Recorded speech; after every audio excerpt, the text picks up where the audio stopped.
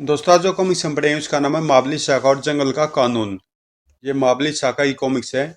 Action adventure और fantasy होती है मावली शाखा की। तो पढ़ते हैं इसको। मावली शाखा और जंगल का कानून। घने जंगल से सटे कालारी रेगिस्तान में हुआ हम बेकार अपना समय बर्बाद करें सरदार। वह अब नहीं आएगा। वह जरूर लौटेगा, मुझे पक्का यकीन है। अपने शिकारी प्रतीक्षा कर रहा था कुख्या डाकू बिलाल का गिरोह। दिन निकलने को है और कितनी प्रतीक्षा करे। बस कुछ देर और। अगर घंटे भर बाद भी वह लौटता दिखाई नहीं दिया तो हम यहाँ से चल देंगे। 1 घंटा और। तभी सरदार उधर देखिए। आए मसालों की रोशनी। जरूर सौदागर अब्दाल के काफिले की है। इसका मतलब है वह लौट रहा है। इंतजार की घड़ियां खत्म, तैयार हो जाओ। अल्लाह भी बुझा दो, उसे हमारी मौजूदगी का आभास नहीं मिलना चाहिए। तुरंत ही फस। उधर उन रेत के टीलों के पीछे चलो। कुछ ही क्षण बाद सब सतर्क रहे, किंतु जब तक मैं संकेत न करूं कोई फाड़ न करे। और इन सबसे बेखर वाह आनंद आ गया इस बार। बहुत बेशकीमती हीरे उपहार में दिए काली घाटी की मलिका ने। हीरे वाकई लाजवाब है सन। मैं बूढ़ा हो गया व्यापार करते, किंतु ऐसे उम्दा हीरे मैंने भी पहली बार ही देखे हैं। आगे बढ़ता सौदागर अब्दाल का काफिला। कुछ अंदाज है क्या कीमत होगी इन हीरो की। प्रतीक्षा करो हसन। हीरो की सही कीमत हमें शहर पहुंचकर ही मालूम होगी। पर तभी धौएं ढिश्यों। आए गोली रुको। तैयार लुटेरे उस और है। जवाबी हमला करो तुरंत ही। डेटेटेट डेटेटेट धौएं। ये लगाया मैंने निशाना। धौएं उफ। सरदार मोंटी को गोली लग गई। उनके पास सब 40 हथियार है। हम मुकाबला नहीं कर सकते। हम पीछे हटो। फायर करते हुए।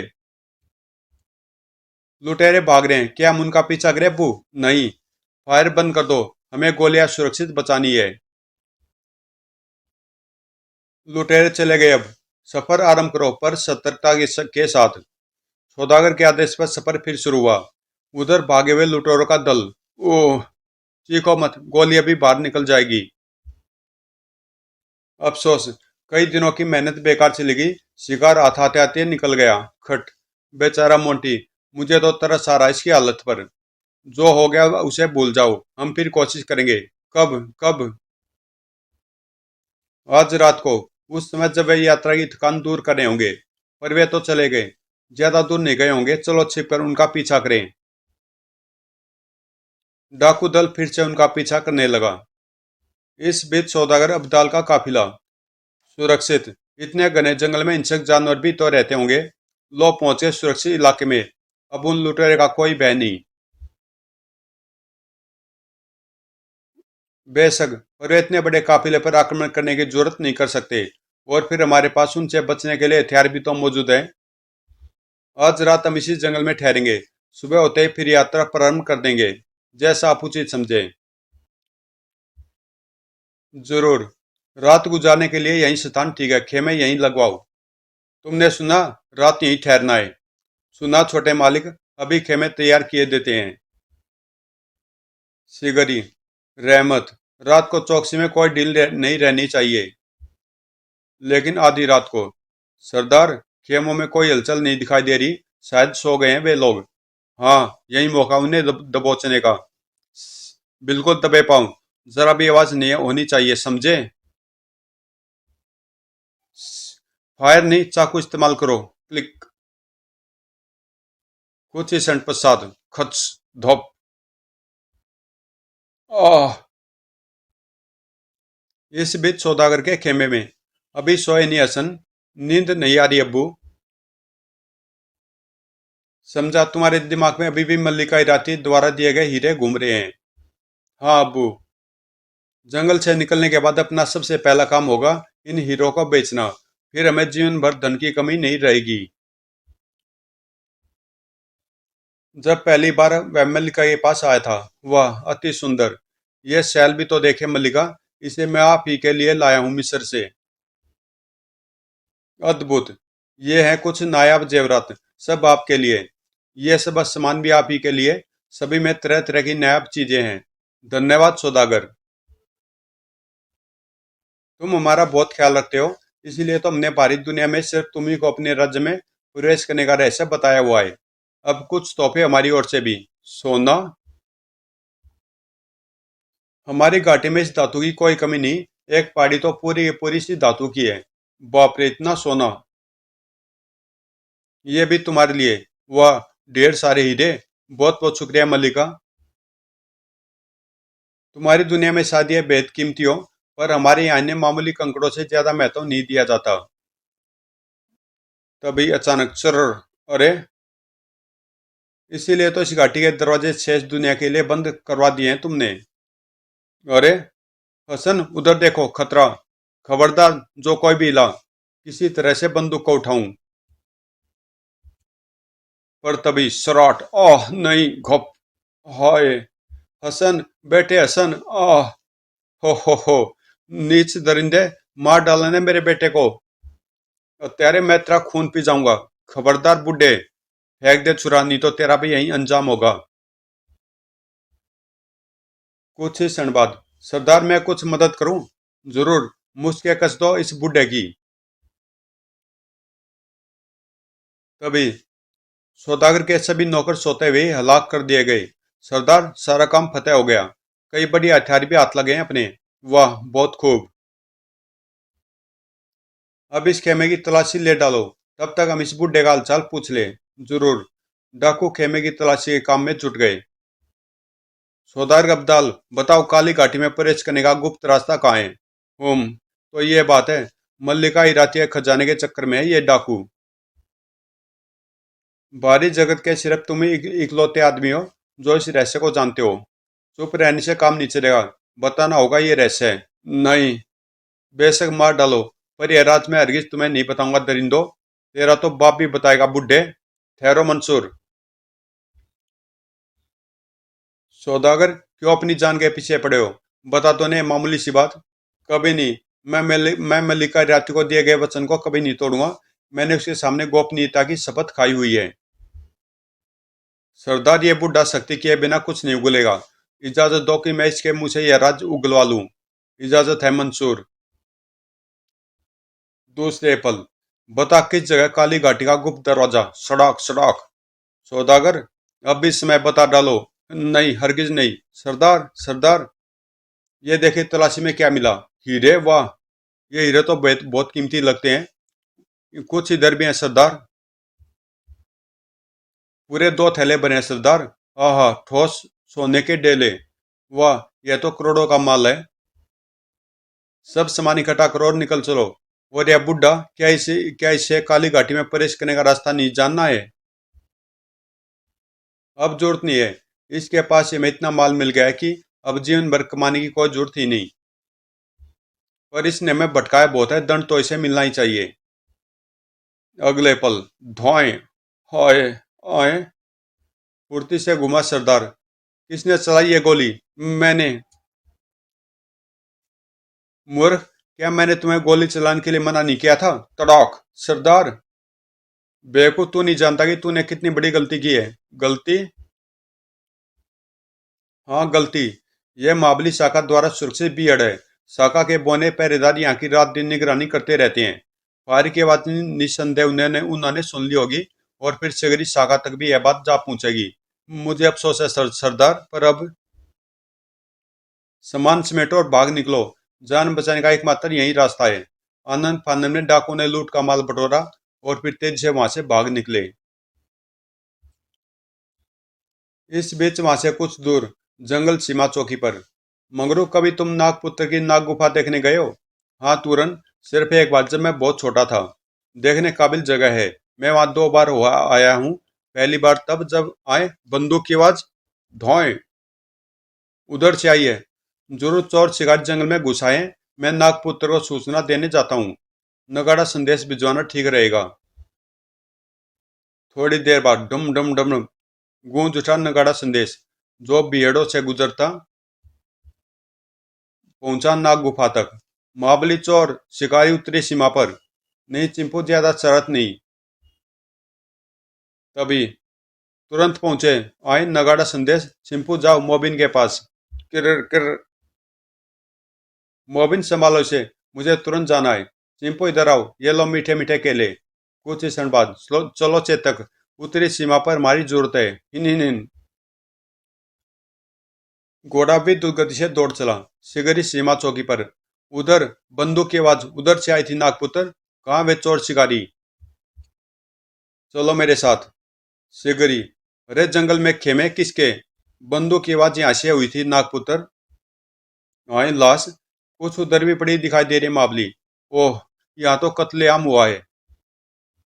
नागपुत्र, जल्दी अंदर आइए, यहाँ भी दो लाशें। ओह नहीं, मैं पहचानता हूँ इसे। यह तो सौदागर अब्दाल है। तब यह साजिश के बेटे की लाश है। इसकी मुट्ठी में कुछ दबा हुआ है नागपुत्र, शायद कोई कागज। मैं देखता हूँ।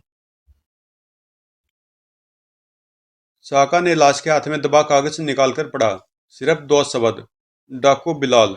नागपुत्र, ये देखिए। पेन समझा। बूढ़े सौदागर ने इसी पेन से कागज पर हत्यारों का विवरण लिखना चाहा, पर ज्यादा लिख नहीं सका। हम तो डाकू बिलाल गिरोह के हैं, और ये कत्लेआम उन्होंने सौदागर को लूटने के बाद किया है। मंगरू, कबीले के लोगों को बुलाकर उन लाशों का इंतजाम कराओ। जरूर मावली। मैं इस कत्लेआम के जिम्मेदार डाकू बिलाल और उसके साथियों की खोज में बाहर जा रहा हूँ। बिलाल खतरनाक पहाड़ी डाकू? बिलाल ने मेरे इलाके में कत्लेआम करके मुझे चुनौती दी है। अब मैं उसे और उसके गिरोह को जरूर खत्म करूंगा। चल चेतक, रामगढ़ की ओर। आदेश पाते घोड़ा वाह हो गया। उधर शाखा से वह भी डाकू बिलाल और उसका गिरोह सुकरम से सलामत शाखा के इलाके से बाहर निकल आए। पर अब किधर?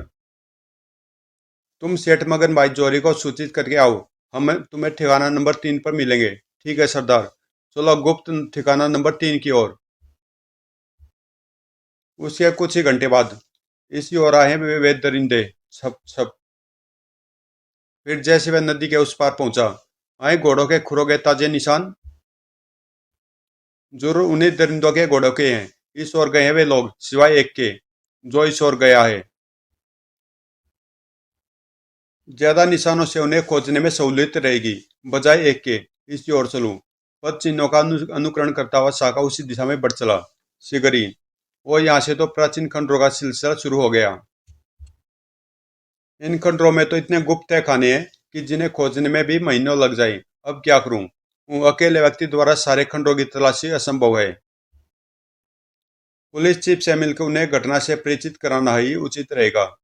सोचता हुआ साका वहां से शहर के लिए चल पड़ा। कुछ ही समय के बाद, हेलो चीफ, अरे आप? आश्चर्य, भीड़ का शहर आज शहर में आना पड़ा चीफ, क्योंकि यह काम बेहद आवश्यक है। कहते हुए साका ने जंगल में घटित हत्याकांड के बारे में बताया। सुनकर हम तो अपन संदेह कि उन लुटेरों का ठिकाना उन्हीं खंडरों में है। संदेह नहीं, मुझे विश्वास है चीफ। पर सारे खंड तो बहुत बड़े क्षेत्र में फैले हैं। सारे खंडरों की एक साथ तलाशी ले सके इतनी तो पुलिस फोर्स भी नहीं है हमारे पास। उन्हें पकड़ने की एक तरकीब मेरे दिमाग में है चीफ। क्या? साका ने वह तरकीब बताई। सुनकर, इस दिशा में मैं पहले ही सोच चुका हूँ मावली। और कई आदमी गुप्त रूप से चोरी का माल खरीदने वाले जोरियों पर निगाह रखे हुए हैं। तभी, जय हिंद सर। यस, बोलो नंबर 7। कुछ देर पहले सेठ मगन भाई जौहरी की दुकान में एक संदिग्ध आदमी दाखिल हुआ है। मैं अपने साथी को निगरानी पर छोड़कर आपको सूचना देने आया हूँ। वेरी गुड चीफ, वह आदमी जरूर उन लुटेरों का साथी होगा। मेरा भी यह विचार है, चलो चलते हैं। कुछ क्षण बाद, जौहरी बाजार। Yes sir. गुर्र। पुलिस वैन द्रुत गति से चल पड़ी, और तेज। उधर जौहरी बाजार की एक दुकान में। समझ में नहीं आ रहा कि तुम्हारी बात को सच मानूं या मजाक। मेरी बात 100% सही है सेठ। करोड़ों मूल्य का सोना और हीरे हैं इस बार। बगैर देखे और परखे विश्वास करना मेरी आदत नहीं। सरदार जानता है ये बात, इसलिए मुझे भेजा है तुम्हें लिवाने के लिए। तब जरा ठहरो, मैं अभी तैयार होता हूँ। कि अगर सेठ दूसरे कक्ष में दाखिल हो गया। इस बीच दुकान के बाहर, यही है वह दुकान, सब लोग नीचे उतरो। आए पुलिस, मालिक को सूचना दूं। पर तभी, खबरदार, जरा भी आगे बढ़े तो भेजा उठ जाएगा। और अंदर आए पुलिस, खबरदार। खतरा, उस खिड़की से भाग निकलूं। जरा भी आगे बढ़े तो भेजा फट जाएगा। अगले पल, शराट। कुछ ही क्षण बाद, लो मिल गया जांच का औजार, अब चलो। आए, किधर चला गया मंसूर? मंसूर कहाँ हो तुम? पर तभी, यही तो मैं भी मालूम करना है सेठ। पुलिस? बोलो कहाँ है वह डाकू? कौन डाकू? न जाने तुम किसकी बात कर रहे हो? धड़ाक। दोबारा कोई बहाना बनाने की सोची तो थोबड़ा बिगाड़ दूंगा सेठ। ओक। बोलो किधर छुपाया उस डाकू को? मुझे नहीं। धड़ाक। हाय। लातों के भूत बातों से थोड़े मानते हैं सर, इससे मैं कबूलवाता हूँ। शाखा दुकान के पीछे सतर्क खड़ा था, तभी आए, खिड़की से कूदता आदमी। तो मेरा अनुमान सही निकला, यह वही डाकू है। शुक्र है पुलिस से बाल बाल बचा। अगले पल सराट। धड़ाक। ई। तुरंत ही। उठो और मेरे प्रश्न का उत्तर दो। शाखा? तो पहचान गए, अब उगलो, कहाँ है तुम्हारा सरदार और बाकी गिरोह? पर उत्तर देने के स्थान पर नहीं। अच्छा तो ये इरादे हैं, भागने नहीं दूंगा रामजादे। अगले पल उसके हाथ से छुटा है रस्सी का एक फंदा। अब देखता हूं तू कैसे मुक्त कर पाता है खुद को। सराट। जिसमें जकड़ा गया मंसूर। कुर्र। तुझे जब तक घसीटता रहूंगा जब तक मेरा तेरा दम न निकल जाए। हफ। ठहरो हफ। तो तुम बताने को तैयार हो? हफ। हाँ हफ। हफ सरदार। और की रोड ठिकाना नंबर 3 में मौजूद है। यह ठिकाना कहाँ है? प्राचीन खंडरों में। चलो ले चलो वहां। लेकिन ध्यान रहे, अगर बात झूठ निकली तो बहुत बुरी मौत मरोगे। दोस्तों, इस शानदार कामयाबी उपलक्ष्य में इस बीच अपने गुप्त ठिकाने पर मौज मस्ती मनाता डाकू दल हिप हिप हुर्रे। सरदार, लूटे माल के दर्शन तो करा दो। जरूर जरूर, हमारी आंखें तरस रही है उन कीमती हीरो को देखने के लिए। अगले पल, वाह खन, अति सुंदर। सरदार, भला कितनी कीमत होगी सारे माल की? पता नहीं, सही कीमत तो मगन भाई जोरी ही आकर बताएगा। मगन भाई वह चोर, वह तो माँ बेईमान आदमी है। सही कहा, चीज की चौथाई कीमत भी तो नहीं चुकाता कम वक्त। भाई मैं तो अपने हिस्से का माल उसे नहीं बेचूंगा, मैं भी नहीं, हम में से कोई भी नहीं। खामोश। माल उसी को बेचा जाएगा और जो नगद पैसा मिलेगा उसी का बंटवारा होगा। माल का बंटवारा क्यों नहीं? मूर्ख, क्या खुले में माल बेचने पर हम पकड़े नहीं जाएंगे? मैं सहमत नहीं। तुम हमें जोरी से मिलकर ठग लेना चाहते हो। उलाना असहनीय था, सुनकर सुलग उठा दस्यु सरदार। तो तुम मुझे बेईमान समझते हो, क्यों? मैं नहीं। और तुम्हें बंटवारे में माल चाहिए? हाँ। अगले पल, धाएं धाएं, यह है तुम्हारा हिस्सा। और तुम्हें भी तो चाहिए था अपना हिस्सा, ये लो धाएं धाएं। और किसी को भी चाहिए अपना हिस्सा? मैं नहीं। कान खोलकर सुन लो, मेरा फैसला अंतिम है। जिसने भी उसे मानने से इनकार किया उसे मिलेगी सिर्फ मौत।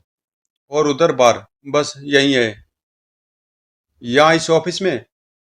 इधर गिरो आपस में ही उलझा हुआ था। और उधर शेरा वहां आ पहुंचा। मूर्ख समझते हो दम निकाल दूंगा यदि धोखा देने की कोशिश की तो। गुड हफ। रुको, मैंने सही पता बताया मावली। ठॉक। हाथ खोल रहा है, हाथ खोल रहा हूं तुम्हारे, चलो पहल करो। अपने ठिकाने का सही पता बताओ नहीं तो। ठॉक। कुछ ही क्षण बाद, दरवाजा खुला, अंदर आ जाओ। ठक ठक। आगे बढ़ो, मैं तुम्हारे पीछे रहूंगा। हाँ हाँ। ओ मंसूर, आओ अंदर आ जाओ। कहाँ थे तुम? सरदार कई बार तुम्हारे बारे में पूछ चुका है। तभी, क्या मेरे बारे में उसने कुछ नहीं पूछा कि कौन हो तुम? यह जवाब, दौड़ भाग जाओ गुंजा, यह शाखा है। आंखें सुलग उठी शाखा की। ठोंक। उफ खतरा।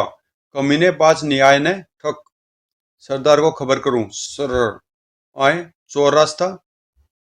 खट। हरामजादे भगा दिया ने उसे, अब तेरी खैर नहीं। दौड़।